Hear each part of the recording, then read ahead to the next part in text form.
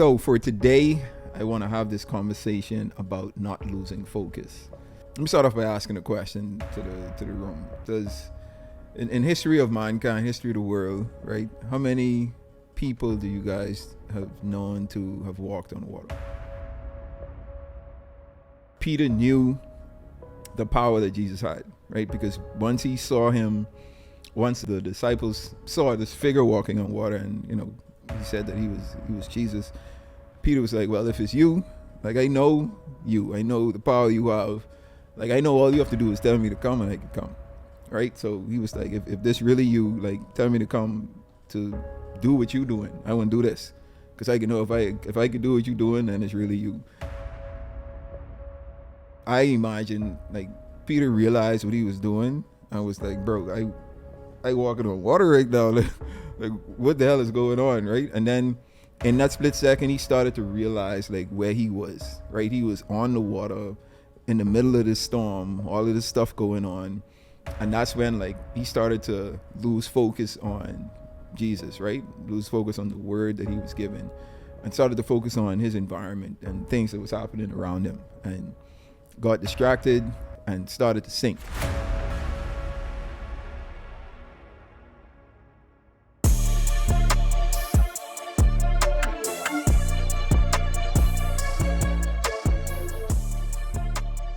All right, what's up, everyone? Welcome to the new episode of the Myles High podcast. As always on this podcast, the vision and goal is to entertain, educate, and elevate you miles high above your fears, your doubts, and any limitations that you may think exist, always knowing that those limitations only exist in your mind. All right? So for today, I want to have this conversation about not losing focus. Let me start off by asking a question to the room. Does in history of mankind, history of the world, right? How many people do you guys have known to have walked on water? One person. Two. You say you know the Peter part. Go get your Bible. So we got two people saying one. Well, we got one person saying one person saying two, one person saying he ain't sure. He ain't sure about two. But actually the answer is two. So in history of mankind, there have been two persons who have walked on water. And I want to read this passage. First of all, to prove it, right? Prove it to the doubters, to people who ain't sure. And also to just teach an important principle as well, right? So the story is found in Matthew chapter 14. So this comes on the tail end of Jesus feeding the 5,000 and ministering to the 5,000. And after he fed them, he told his disciples to go ahead in the boat, and he's gonna follow up. He was finishing up dispersing the crowd, and I guess wrapping up things with the sermon and the stuff that he was doing on at that time in that place. So his disciples went ahead of him. So I want to pick up at Matthew 14 verse 25. All right. So shortly before dawn, Jesus went out to them being the disciples who were already on the boat, walking on the lake. When the disciples saw him walking on the lake, they were terrified. "It's a ghost," they said, and they cried out in fear. But Jesus immediately said to them, "Take courage, it is I. Don't be afraid." "Lord, if it's you," Peter replied, "tell me to come to you on the water." "Come," Jesus said. Then Peter got down out of the boat, walked on the water, and came towards Jesus. Hear it? Then Peter got down out of the boat, walked on water, and came towards Jesus. Okay, so first, there you have it. There's your proof. In the history of the world, you have two people that walked on water. First thing is, a lot of people don't even realize that Peter walked on water, right? We had that story. We've been hearing that story, and we just breeze past that point. We know that Jesus walked on water. We see it referenced throughout our lives. And we've read before where it said that Peter walked on water, but we don't pay attention to it, right? We don't it doesn't resonate with us that Peter walked on water. So that's, I want to make that known. But Peter didn't only walk on water, right? Peter walked on the word or the command that Jesus gave him. Not only that, taking it back, Peter knew the power that Jesus had, right? Because once he saw him, once the disciples saw this figure walking on water, and he said that he was Jesus. Peter was like, well, if it's you, like, I know you, I know the power you have, like, I know all you have to do is tell me to come and I can come, right? So he was like, if this really you, like, tell me to come to do what you doing, I want to do this, because I can know if I could do what you doing, then it's really you. And Jesus is like, all right, come. And on that word, Peter, stepped out of the boat and was able to walk on water. So continuing in the passage, so picking up at verse 30. But when he saw the wind, he was afraid, and beginning to sink, cried out, Lord, save me. Immediately Jesus reached out his hand and caught him. You of little faith, he said, why did you doubt?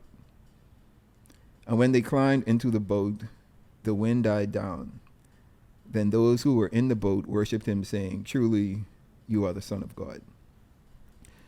So, I said and showed you where Peter walked on water. So Peter was actually walking on water, right?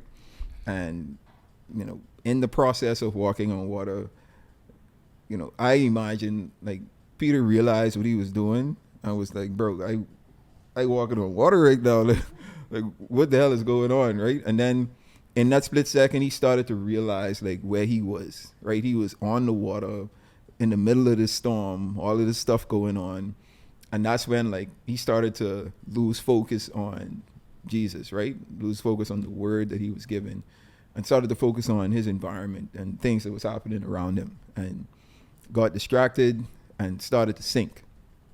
And, was scared, feared for his life, and cried out to Jesus, and Jesus saved him. So the principle I want to tap into here is a couple of things, a couple of principles. The first I've already went over, right? When Peter stepped out and was given the word from Jesus to come, right? Come and walk on the water with me.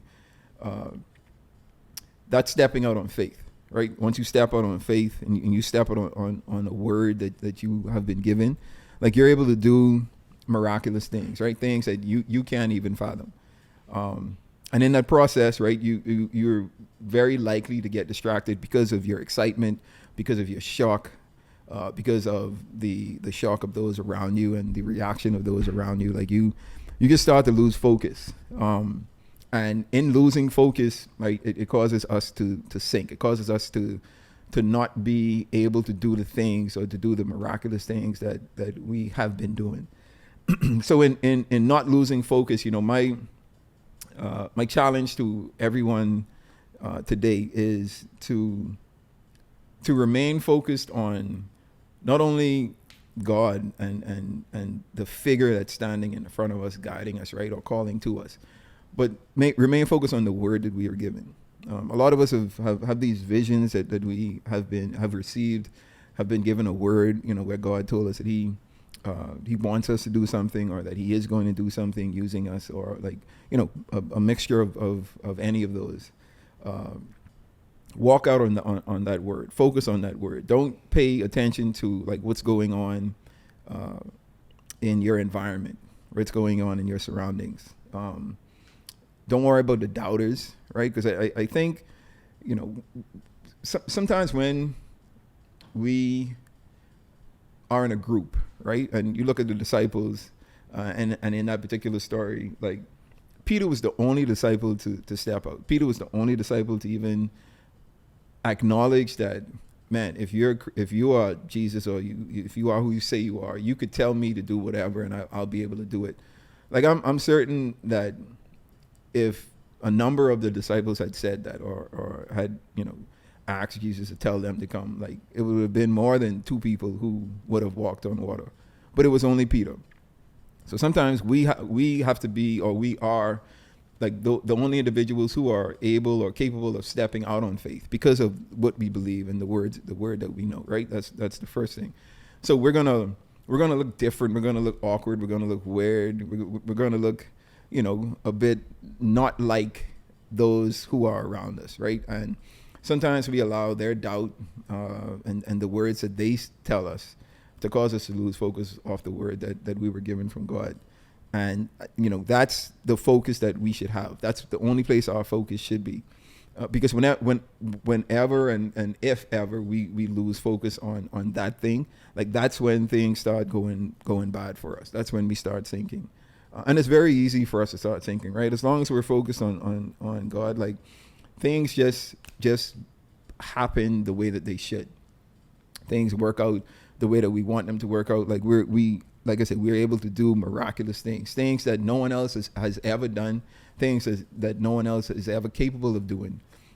Like we're able to do, and it's because we have our focus on our guide, right? We have our focus on the word that we're given. But when doubts start to sink in, right, and we start to question ourselves, like, should I be here? Should I be able to walk in this water? Man, how safe is this? Like, what if I take a step left or right, or take a wrong step and I start to sink? Like, what happens then? Man, this wind is blowing, man. I don't have the equipment in order for me to swim and not drown, if I were to sink. And we start to think of all of these things that can go wrong instead of focusing on what we need and should be focusing on. And even in all of that, right, we lose focus and we start to sink. Even in those moments, right, we're still able to cry out to God and be like, Lord, just help me. Like, I sink in, I lose focus, I apologize. Just help me, right? And God is gonna to get us out of the situation that we're in. He's gonna scold us now. He's gonna be like, yo, you have little faith. Like, why must you doubt? Why is it so easy for you to doubt? Why can't you just trust the word and the vision that I've given you? Just focus on that. Like, I don't want you to worry about anything else that's going on, whatever it is, however it's happening, whatever's happening in the world around you, right? Our environment, this kingdom environment that I'm placing you in, this kingdom environment that I am putting you in the midst of, even in the storm. You're able to not be affected by what's going on around you because you're walking in the word that I've given you and walking on that vision that you have. And that's where our focus should lie. For the past couple of months, I've been going back and forth, even with my focus, right? And, just kind of being discouraged. And I talked about it on a few of my episodes recently, and just saying how, man, I just want to continue to encourage and just tell my stories and tell my experiences in hopes of, helping someone who may be in the same situation, right? And I was reminded of this, reminded of the focus that we needed to have, especially in these times, right? The times where we're uncertain of things, times where, like, we're not sure exactly what we're doing or how we're doing it, right? And we let these environments that we're in, these people that we're around, to start to speak into our lives and cause us to lose track. But even in those moments, like, cry out, call out, tell God, hey, I'm sorry I lost my focus. I'm sorry I lost faith. I'm sorry I started to doubt. And, he'll scoop you up and, put you back on that path. But don't lose focus, right? I think our focus should always be on the word that we're given. Peter, like, I think everyone who has, been privy to the kingdom message, like, we understand the power that the word has, right? When God wanted to create earth, like, he used words. He didn't use magic. He didn't wave a wand or use his hand. Like, he used words. He spoke word into the earth, and everything was formed and everything was done well. In that same light, he uses words to bring things to pass, right? He speaks into our lives. He speaks into the lives of others. And he gives word, and The Bible says, "Thy, excuse me, Thy word is a lamp unto my feet and a light unto my path." Right, and that's the path that we're continually supposed to be walking on. What we're supposed to be focused on, and it's the word, right? Just focusing on that word, not worrying about any distractions, not worrying about what goes on around us that we feel should be affecting us, but it doesn't, and we are not sure why. But it's because we're incubated in this kingdom and incubated in this system, and it's all about us just staying focused on the things that we should stay focused on. You want to say something? Mm-mm. You look pensive. So, yeah, man, that's my encouragement. Like I said, I too was dealing just with some challenges, I guess from a focus standpoint, right? And just being discouraged or just unsure of certain things. And, again, this word encouraged me and really helped me to get back on track, right? To get back on that path of light, the path of the word that I've been given. And, I know it's going to happen again. I'm going to go through this cycle where I start to doubt, or I start to not be sure, not be certain of things. And it's just a constant reminder of this word of focus and staying focused. And that's in everything that we do, right? Whether it's in your personal life, your spiritual life, or your professional life. I think it's something that it's a word that we should be reminded of on a daily basis. Like, okay, let's stay focused today. Every time we wake up, let's be focused today. What is it that I need to focus on? What is it that I need to ensure that I'm not distracted and losing my way in this path that I'm walking on? Yep. Well, I think it's easier said than done, because focus is so hard these days because we have so much distractions. We have social media. We have, comparing ourselves and our journeys and our paths to other people. And so I think it's really hard to focus. So, like, what are some of your tips to help people to, like, because it's easier to say, oh, stay focused and, look straight, but like, let's be real. Yeah. So daily mantras, right? Speak positive words into your life as you wake up. Like I was saying just now, like when you wake up, okay, let's stay focused today. What is it that I need to focus on? What is it that I can focus on? How is it that I can stay focused? Well, I'm not going to get distracted by naysayers, right? I'm going to remove myself from around these environments or these groups who don't speak positively into not only my life, but into the word that I've been given and into the vision that I have, right? I'm going to find my tribe, find my people, find persons who are like-minded, right? So that we can motivate and push each other. I'm going to continue to study, right? Continue to study the word, continue to educate myself and gain additional knowledge or more knowledge in what it is that I have to do and what it is that I'm doing. And, just I think take breaks. Yeah, take breaks. It's all about a positive mindset. Just staying, when those ideas or those thoughts of fear or doubt creep in, like replace those with faith. Replace those with the word. You speak into your life the things that you want to get out of your life. And I think that comes with the focus that we need in order for us to gain the progress that we want to have in our walk, in our journey, our purpose journey, our life journey, and everything that we do. Remaining focused is key. All right. So for today's milestone, in line with staying focused and staying on track, I wanted to leave a quote with you from Tony Robbins. And this quote says, "Your life is controlled by what you focus on." Simple as that. Whatever you focus on, that's what's going to control your life. So if you focus on the negative things and focus on the things that you don't have or the capabilities that you don't possess, then that's going to control your life. You're going to go through life saying, man, I don't have this, so I can't do this and I can't do that. But if you focus on the positive things, man, I have this word, I have this vision, these are my capabilities. These are my strengths.